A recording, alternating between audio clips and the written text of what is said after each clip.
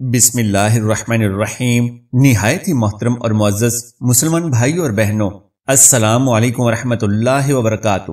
شیر خدا حضرت علی کرم اللہ وجہ الکریم علیہ السلام کا شمار ان چند جید صحابہ میں ہوتا ہے جنہوں نے سب سے پہلے اسلام قبول کیا۔ حضرت علی رضی اللہ تعالی عنہ اپنی علمی ذہانت اور دانش مندی میں اپنی مثال آپ تھے۔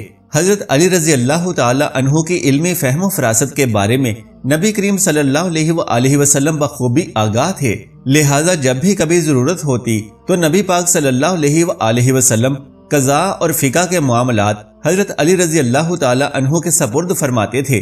سیدنا عمر رضی اللہ تعالی عنہ تو اکثر سیدنا علی علیہ السلام کی اس خوبی کا اعتراف فرماتے، لہٰذا ایک مرتبہ حضرت عمر فاروق رضی اللہ تعالی عنہ نے اپنے ایک خطبہ میں ارشاد فرمایا کہ ہمارے بہترین قاضی مولا علی ہیں اور بہترین قاری ابی بن کعب ہیں، لہٰذا حضرت علی المرتضیٰ حضرت عمر فاروق رضی اللہ تعالی عنہ کے دور خلافت میں مدینے کے قاضی کے اعلیٰ ترین عہدے پر فائز تھے۔ تو یہ سیدنا علی رضی اللہ تعالی عنہ کے لیے جہاں ایک بہت بڑا اعزاز ہے، وہاں یہ بھی پتہ چلتا ہے کہ سیدنا علی المرتضیٰ کو قضاء اور فقہ کے معاملات میں ایک خاص مقام حاصل تھا، لہٰذا جان لیجئے کہ دوسرے خلیفہ حضرت عمر فاروق رضی اللہ تعالی عنہ کے دور خلافت میں حضرت علی المرتضیٰ چیف جسٹس یعنی قاضی اعلیٰ کے منصب پر فائز تھے، اور بیشتر مقدمات کا فیصلہ حضرت علی رضی اللہ تعالی عنہ فرمایا کرتے تھے، یا پھر امیر المومنین حضرت عمر فاروق بہت سے مقدمات کے فیصلے میں حضرت علی رضی اللہ تعالی عنہ سے مشاورت کیا کرتے تھے۔ یہ بات بھی جان لیجئے کہ حضرت ابو بکر صدیق رضی اللہ تعالی عنہ کی عہد خلافت سے لے کر حضرت علی رضی اللہ تعالی عنہ کے عہد خلافت تک بہت سے جید صحابہ کرام رضوان اللہ عنہم اجمعین اکثر یہ بات کہا کرتے تھے کہ وہ جگہ بری ہے جہاں علی موجود نہ ہو، یعنی مشکل سے مشکل معاملات بھی حضرت علی رضی اللہ تعالی عنہ کے سامنے آسان ہوتے، لہٰذا دوسرے صحابہ کرام اس بات کا برملا اعتراف ان الفاظ میں کرتے کہ ہمیں کسی ایسے وقت میں کوئی مشکل معاملہ پیش نہ آئے کہ جب علی موجود نہ ہو۔ چنانچہ حضرت علی رضی اللہ تعالی عنہ اپنی علمی فراست سے پیچیدہ معاملات کو بھی حل کرنے کی کوشش فرماتے اور اس میں کامیاب بھی ہوتے تھے۔ سیدنا علی رضی اللہ تعالی عنہ میں اللہ تبارک و تعالی نے یہ خوبیاں رکھی تھیں، اور اس میں بھی کچھ شک نہیں کہ سیدنا علی رضی اللہ تعالی عنہ بڑے ذہین اور تباہ تھے، اور اپنی انہی خصوصیات کے سبب آپ سیدنا ابو بکر، سیدنا عمر فاروق اور سیدنا عثمان غنی رضوان اللہ عنہم اجمعین کے بہترین مشیروں میں شامل رہے۔ یہ بھی جان لیجئے کہ سیدنا عمر فاروق رضی اللہ تعالی عنہ سے آپ کو طبعی محبت تھی، کیونکہ آپ یعنی حضرت علی رضی اللہ تعالی عنہ کی بیٹی حضرت ام کلثوم بنت فاطمہ رضی اللہ تعالی عنہا حضرت سیدنا عمر فاروق رضی اللہ تعالی عنہ کے نکاح میں تھیں، لہٰذا حضرت علی رضی اللہ تعالی عنہ نے فقہ اور اجتہاد کی روشنی میں بہت سے فیصلے فرمائے، اپنے دور خلافت میں بھی اور اپنے سے پہلے خلفاء کے دور خلافت میں بھی۔ انہی واقعات میں سے ایک واقعہ ہے کہ ایک مرتبہ ایک عورت اپنے نومولود بچے کو لے کر حضرت علی رضی اللہ تعالی عنہ کی خدمت میں حاضر ہوئی، اور اس کے ساتھ 3 مرد بھی تھے۔ ان تینوں میں سے ہر ایک مرد اس بات کا دعویٰ کر رہا تھا کہ یہ بچہ اس کا ہے، اور ہر ایک مرد کا یہ مطالبہ تھا کہ یہ پیدا ہونے والا بچہ اسے دیا جائے۔ یہ سب معاملہ دیکھ کر حضرت علی رضی اللہ تعالی عنہ اس عورت سے مخاطب ہوئے اور کہنے لگے کہ اب تم ہی سچ سچ بتا دو کہ ان تینوں مردوں میں سے یہ بچہ کس کا ہے۔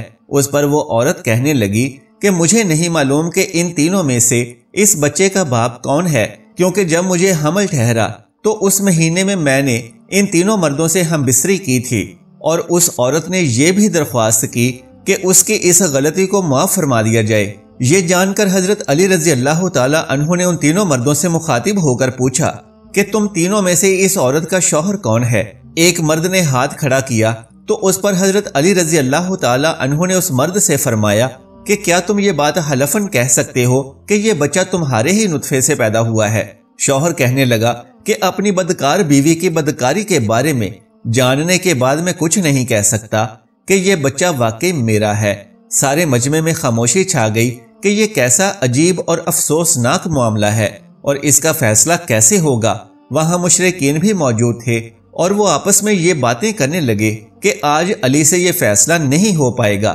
حضرت علی رضی اللہ تعالی عنہ نے کچھ دیر کے لیے خاموشی اختیار فرمائی اور پھر کہنے لگے کہ اس بچے کی دیت کے 3 حصے کیے جائیں۔ پھر آپ نے کرہ ڈالا اور آپ رضی اللہ تعالی عنہ نے فرمایا کہ میں تم میں سے ہر ایک کے نام کرہ ڈالتا ہوں، لہذا جس کے نام پر کرہ نکلے گا یہ بچہ اسی کا ہوگا، کیونکہ تم تینوں ایک دوسرے کے مخالف ہو۔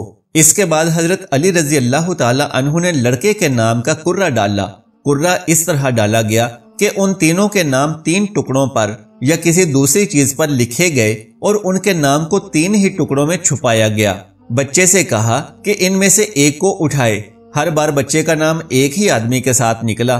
جس کے نام کے ساتھ لڑکے کا نام نکلا اسے اس کا بیٹا قرار دیا اور لڑکے کو غلام فرض کر کے اس کی قیمت لگائی اور 2/3 قیمت اس کے دوسرے 2 افراد سے وصول کی۔ جب رسول اللہ صلی اللہ علیہ وآلہ وسلم کو فیصلے کی خبر ہوئی تو آپ صلی اللہ علیہ وآلہ وسلم نے فرمایا کہ اگر یہ فیصلہ میرے سامنے لاتے تو میں بھی اس مقدمے کا فیصلہ اسی طرح سے کرتا جس طرح علی نے کیا۔ باہوالا مستدرک حاکم جلد نمبر 3۔ روایت ہے کہ حضرت عمر بن خطاب کے زمانے خلافت میں قدامہ بن مظعون نے شراب پی تو حضرت عمر رضی اللہ تعالی عنہ نے ان پر حد جاری کرنے کا حکم دیا۔ قدامہ نے کہا مجھ پر کوئی حد نہیں ہے، کیونکہ اللہ تبارک و تعالیٰ کا فرمان موجود ہے، ایمان لانے والوں اور عمل صالحہ کرنے والوں پر کوئی حرج نہیں ہے، جو کچھ انہوں نے کھایا پیا ہو۔ میں مہاجرین اول اور مجاہدین بدر میں سے ہوں۔ اس پر حضرت عمر رضی اللہ تعالی عنہ نے کہا کہ اس نے درست کہا ہے، لہذا قدامہ کو بغیر سزا دیے چھوڑ دیا گیا اور اس پر کوئی حد جاری نہ کی گئی۔ یہ بات جب حضرت علی رضی اللہ تعالی عنہ کو پہنچی تو آپ حضرت عمر کے پاس تشریف لائے اور دریافت کیا کہ قدامہ پر حد جاری کیوں نہیں کی اور اسے رہا کیوں کیا۔ حضرت عمر رضی اللہ تعالی عنہ نے سارا ماجرا کہہ سنایا۔ حضرت علی رضی اللہ تعالی عنہ نے کہا کہ اے امیر المومنین، قدامہ اس آیت کا اہل نہیں ہے اور نہ ہی وہ شخص جو اس کی راہ پر چل کر اللہ تبارک و تعالیٰ کی حرام کردہ شے کا مرتکب ہوا۔ اس بات میں تو کوئی شک نہیں کہ یہ شخص اللہ تبارک و تعالیٰ اور اس کے رسول صلی اللہ علیہ وآلہ وسلم پر ایمان لایا اور نیک کام بھی کیے۔ البتہ یہ لوگ اللہ تبارک و تعالیٰ کی حرام کردہ چیزوں کو حلال نہیں کر سکتے، پس قدامہ کو جو کچھ وہ کہہ چکا ہے اس سے توبہ کرنا واجب ہے، لہٰذا اگر وہ توبہ کر لے تو اس پر صرف حد جاری کی جائے اور اگر توبہ نہ کرے تو اس کی گردن اڑا دی جائے، کیونکہ وہ ملت اسلام سے خارج ہو گیا ہے۔ حضرت عمر رضی اللہ تعالی عنہ سمجھ گئے کہ قدامہ کو چھوڑ کر غلطی کی ہے۔ انہوں نے دوبارہ قدامہ کو طلب کیا اور اسے توبہ کرنے کے لیے کہا۔ قدامہ کو بھی اس بات کا علم ہو گیا تھا کہ میرے بارے میں شرعی سزا کیا ہے، تو اس نے توبہ کا اظہار کیا تو اس سے قتل کی سزا تو ختم ہو گئی، مگر حد کا مسئلہ ابھی بھی باقی تھا۔ حضرت عمر رضی اللہ تعالی عنہ نے حضرت علی سے کہا کہ آپ فرمائیے کس طرح حد جاری کرنی چاہیے۔ حضرت علی رضی اللہ تعالی عنہ نے فرمایا کہ اسے 80 تازیانے مارے جائیں، کیونکہ جو بھی شراب پیتا ہے وہ مست ہو جاتا ہے۔ جب مست ہو جاتا ہے تو بہکی بہکی باتیں کرتا ہے، جھوٹ باندھتا ہے۔ پس حضرت عمر رضی اللہ تعالی عنہ نے اس کو 80 تازیانے لگوائے۔ اللہ تبارک و تعالیٰ سے دعا ہے کہ ہمارے دلوں کو اہل بیت اور اصحاب نبی صلی اللہ علیہ وآلہ وسلم کی محبت سے منور فرمائے، نیکی کی بات کو سننے، سمجھنے اور اس پر عمل کرنے کی طاقت و توفیق مرحمت فرمائے، آمین یا رب العالمین۔ محترم ناظرین، درخواست ہے کہ اگر میری آج کی یہ معلوماتی ویڈیو آپ کو پسند آ جائے تو براہ کرم اس ویڈیو کو لائک اور شیئر کر دیجئے اور میرے اسلامی و اصلاحی چینل کو سبسکرائب کر لیجئے۔ جزاک اللہ خیرن کثیرا۔ اللہ ہم سب کا حامی و ناصر ہو۔